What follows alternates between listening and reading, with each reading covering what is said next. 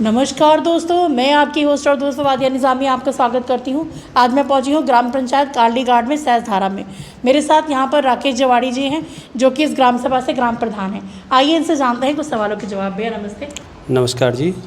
जी भैया, आप पहले अपना थोड़ा सा ग्राम सभा का और अपना परिचय बता दीजिए। मैं यहाँ पर ग्राम प्रधान हूँ, ग्राम पंचायत काली घाट से। जी और ये जो जहाँ पर हमें ये पर्यटक स्थल सहसधारा जो ग्राम पंचायत काली घाट के अंतर्गत आता है। जी भैया, आपसे जानना चाहते हैं, जैसे आपका कार्यकाल अभी स्टार्ट हुआ है, अभी कुछ ही टाइम हुए हैं, अभी तो टाइम बाकी है, तो आपसे जानना चाहेंगे जब से आपने कार्यभार ग्रहण किया तब से अब तक आपने अभी तक क्या क्या काम कराए हैं, और थोड़ा सा आप कुछ बताना चाहेंगे। वैसे कार्यभार की बात करें तो कार्यभार बड़ा मुश्किल समय से शुरुआत हुई थी, क्योंकि जैसे हमने पदभार संभाला उस समय आपदाएं आ गई थी। तो आपदा को फेस कर रहे हैं अभी, पर ऐसा नहीं है कि यदि बुरा समय था तो अच्छा समय भी आएगा, उसी की एक कोशिश कर रहे हैं, और जिसमें हम इससे उभरने के लिए तैयारी करी भी थे पहले, और अभी हम कर भी रहे हैं। क्योंकि जो आपदा ने यहाँ पे ये देखिए कि आप व्यावसायिक रूप से, कृषिक रूप से, हर रूप से यहाँ पर क्षति पहुँचाई है, और जिसमें कि अभी हम यहाँ पर हर तरीके से फिर दोबारा से वो आजीविका खड़ी करने के लिए काम कर रहे हैं। जी भैया, आपसे जानना चाहते हैं, वो समय तो बहुत क्रूशल था जब वो अभी बीच में जो बादल फटा और ये समस्या आई, तो यहाँ पर सर कहा जा रहा है, अभी लोगों से हमारी बात हुई तो वो ये कह रहे हैं कि किसी ने, मतलब कोई बड़ा मंत्री या कोई इस तरीके से वो यहाँ इस साइड नहीं आया, तो आप थोड़ा सा कुछ कहना चाहिए। हाँ, नहीं, यहाँ पर सभी लोग आए थे। ग्राउंड जीरो में जब पहले दिन कैजुअल्टी हुई थी, जिस दिन क्लाउड बस्ट हुआ था, उस 15 तारीख रात को NDRF और SDRF और इवन इतना कि गृह मंत्रालय तक मेरे कांटेक्ट में रहा, पूरी रात भर मेरे से बात करते रहे गृह मंत्रालय। उन्होंने कई बार कहा, प्रधान जी आप कुछ भी समस्या, कुछ भी दिक्कत हो, आप डरिए मत, डट के खड़े रहिए, आपके साथ शासन प्रशासन NDRF SDRF है। फिर दूसरे दिन जैसे सुबह हुई तो यहाँ पर सारी टीम पहुँच चुकी थी, हमारे मंत्री जी यहाँ पे पहुँच चुके थे।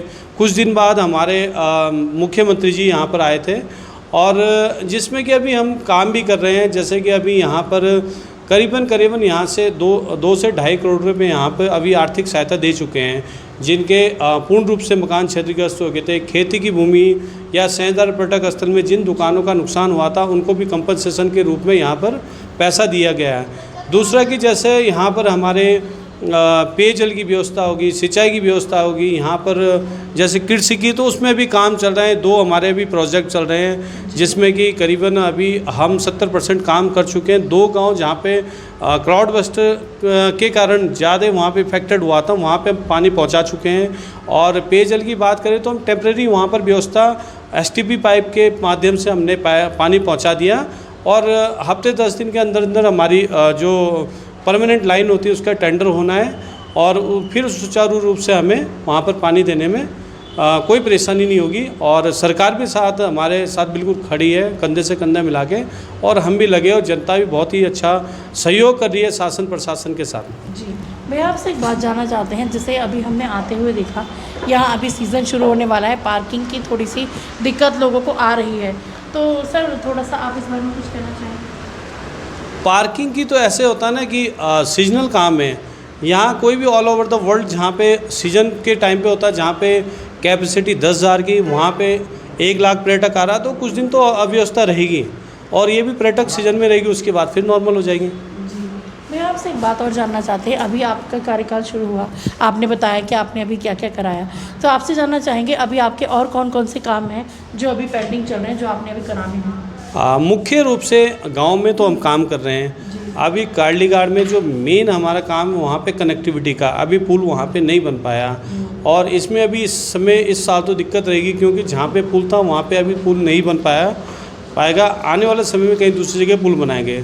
दूसरा क्या है, जो सहसधारा हमारे पर्यटक स्थल है, जो हम इस पे ज़्यादा डिपेंड रहते हैं, क्योंकि हम पर्यटन से जुड़े लोग हैं। तो समस्या क्या है, अभी यहाँ पे सुरक्षा दीवार लगनी है, तो करीबन 27 करोड़ रुपये प्रस्तावित है, जो हमारी योजना सेंट्रल गवर्नमेंट को जा रखी है, और हो सकता है आने वाले समय में वो योजना हमारी पास होगी और पूरे सहस्त्रधारी में सुरक्षा दीवार बनेगी, जिससे कि दोबारा दुकानों का या किसी भी ऐसी जगह का कटाव न करें, जिससे कि यहाँ के जनमानस को हानि पहुँचे, नुकसान हो। सही बात है, आपने बहुत अच्छी बात बताई। भैया वैसे तो आपका इंटरव्यू हमारे चैनल पे पहले अपलोड है, आपसे एक बात और जानना चाहते हैं, जैसे आपका ये है ये ग्रामीण में आता है, तो सर आपने अपने क्षेत्र में जैसे समूह वगैरह का काम आपने शुरू करा है? हाँ जी, वैसे तो हमारे यहाँ समूह पहले से चल रहे हैं, बहुत ही एक्टिव चल रहे हैं हमारे यहाँ। महिलाएं बहुत अच्छी तरीके से काम कर रही हैं। अभी कुछ समूह ऐसे हैं जो अभी दुकान भी चला रहे हैं, कोई मसाले का काम कर रहा है, कोई बैग्स बना रहा है, कोई क्या ना इसका अचार का काम कर रहा है। तो छोटे छोटे स्तर में काम कर रहे हैं यहाँ पर हम लोग। जी भैया आपसे एक बात और जानना चाहती हूँ, जैसे मतलब आप भी देहरादून में काफ़ी लंबे समय से रहते हैं, अभी हाल ही में एक घटना आई जिसने सबको मतलब बहुत शर्मसार किया। डीएवी कॉलेज में जो एक घटना हुई, आपने सुना होगा उसके बारे में। तो सर आप मतलब हमारे चैनल के माध्यम से युवाओं से या जो लोकल लोग हैं या प्रशासन से कुछ कहना चाहेंगे सिक्योरिटी को लेकर? बिल्कुल, घटना तो निंदनीय है, क्योंकि होना नहीं चाहिए। मैं भी उसी डीएवी कॉलेज का छात्र हूँ और डीएवी कॉलेज ने बहुत ही अच्छे, आप देख सकते हैं, अच्छे अच्छे ऑफिसर दिए होंगे, अच्छे अच्छे प्रशासनिक आदमी दिए होंगे। और आज ये स्थिति है कि सिंगर आता है, इस एब्यूज़ लैंग्वेज से बात करता है, तो शायद ऐसे होना नहीं चाहिए था। इसके लिए कहीं ना कहीं पूरे उत्तराखंड में एक डेंट लगता है कि एक सिंगर आता है ऐसे बोल के जाता है, तो शायद ये दोबारा मतलब होना नहीं चाहिए। जी सर आपसे जानना चाहूँगी, क्योंकि हम लोग सभी लोग लोकल बच्चे यहाँ ज़्यादातर डीएवी कॉलेज से जुड़े हुए हैं, तो सर आप थोड़ा मैनेजमेंट को, क्योंकि हम लोग भी डीएवी वाले, आप भी डीएवी वाले, तो आप कुछ कहना चाहेंगे कॉलेज प्रधानाचार्य वगैरह से या कॉलेज प्रशासन से? बिल्कुल, मैं कहना चाहूँगा प्रधानाचार्य जो हमारे डीएवी कॉलेज के जो भी व्यवस्थापक रहे होंगे, पहले तो बात यह है कि बाहर से सिंगर बुलाने की ज़रूरत नहीं है। यदि आपको कोई इवेंट करना है तो आप अपने उत्तराखंड की संस्कृति के अनुसार करिए।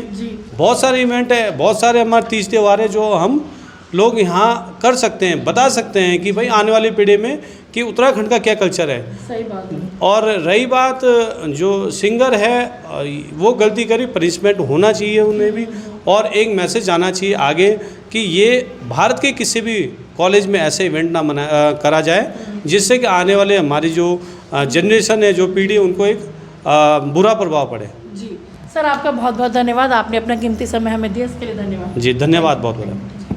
दोस्तों अभी आपने भैया की बातों को सुना। मैं इस क्षेत्र के लोगों से, ग्राम सभा के लोगों से यही अपील करूंगी कि किसी को परेशान होने की ज़रूरत नहीं है। अगर कोई किसी परेशानी में है तो एक बार आकर भैया से मिले, क्योंकि भैया लोगों की सोच अच्छी है, ये युवाओं को, मातृशक्ति को और अपनी ग्राम पंचायत को आगे देखना चाहते हैं तरक्की की राह पर। और मैं भी माता रानी से ये आशा करूँगी कि सर का कार्यकाल एक यादगार कार्यकाल के रूप में रहे। इसी के साथ मुझे दीजिए इजाज़त। मैं फवादिया निज़ामी अपने सहयोगी नफीस अंसारी साहब के साथ एक मुलाकात चैनल। धन्यवाद।